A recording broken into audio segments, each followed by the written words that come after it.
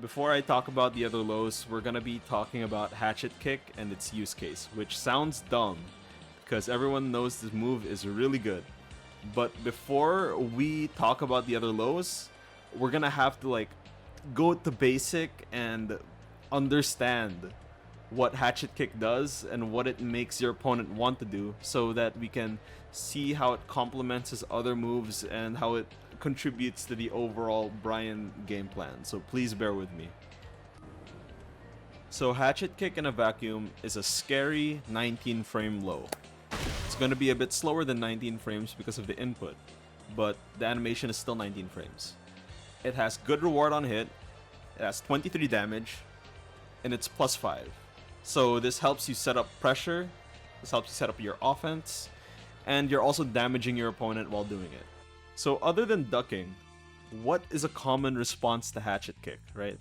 Other than blocking low or low parrying, what you're gonna see your opponent do in neutral to stop you from doing Hatchet Kick is to just fucking play faster than you, right? They're gonna start doing these one jabs, they're gonna do a lot of these mid pokes, they're gonna do faster moves, they're gonna do armor, right?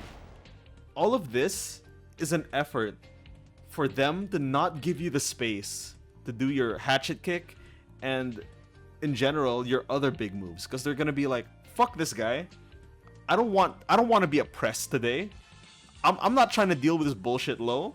I'm gonna outpace him and not give him the audacity to do Hatchet Kick.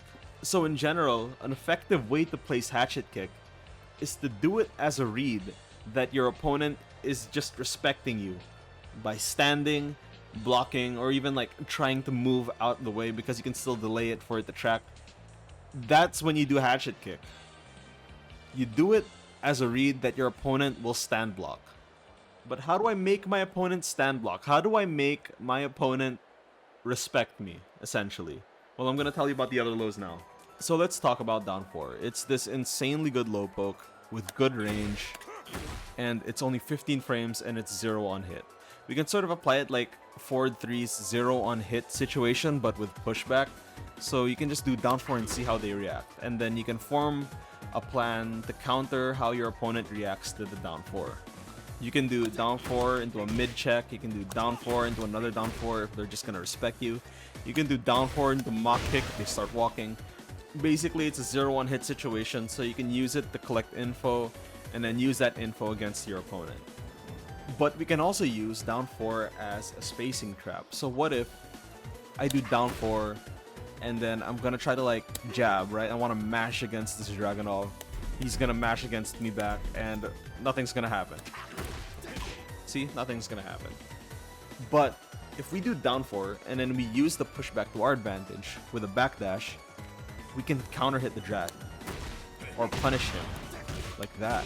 In short, down 4 is really good at collecting info because it's 0 on hit. You can see how your opponent reacts to the situation, and it's also really good at controlling your opponent because of the pushback on hit and its insane range.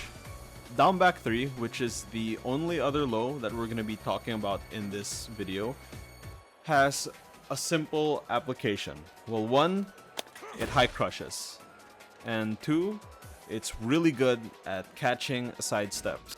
I can use it to catch sidestep left, and I can use it to catch sidestep right. I can also use it to catch sidewalk left, and I can also use it to catch sidewalk right. So what this does is that it makes down back 3 a really annoying move because it's able to evade jabs while also pestering your opponent with a low, and it can also stop people who are sidestep blocking by tracking them while also chipping them with a low. Another thing that down back 3 has is that it's actually +4 on counter hit. So if you knew that you counter hit your opponent with down back 3, you could do down back 3 into while standing 3 and it's gonna frame trap. Or you can do down back 3 into while standing 4 for a safer option. In short, what down back 3 does is that it's good at evading jabs while also controlling your opponent's lateral movement.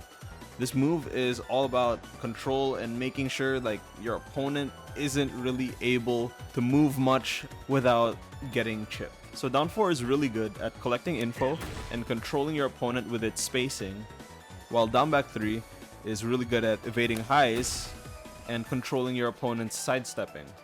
So these lows are really good at controlling space and collecting info, and you can use that info to get counter hits.